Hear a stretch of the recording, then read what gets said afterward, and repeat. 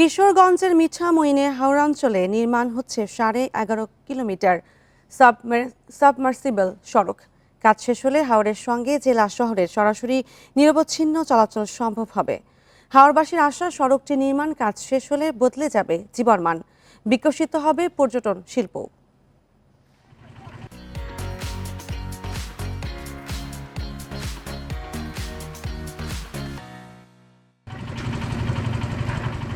কিশোরগঞ্জের মিঠামইনের চারিগ্রাম থেকে আটপাশা হয়ে ইটনা উপজেলার জয়সিদ্ধি পর্যন্ত নির্মাণ হচ্ছে 11.5 কিলোমিটার দীর্ঘ সাবমার্সিবল সড়ক।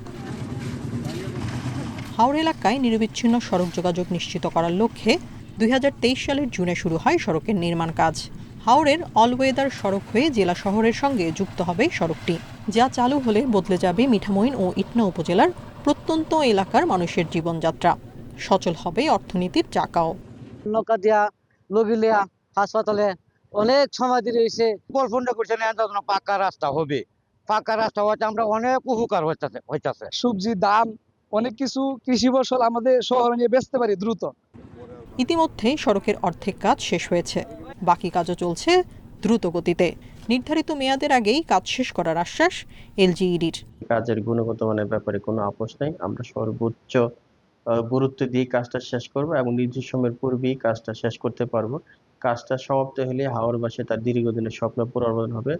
14 কোটি টাকা ব্যয়ে সড়কটির নির্মাণ কাজ 2025 সালের জুন মাসে শেষ হওয়ার কথা রয়েছে। Independent news.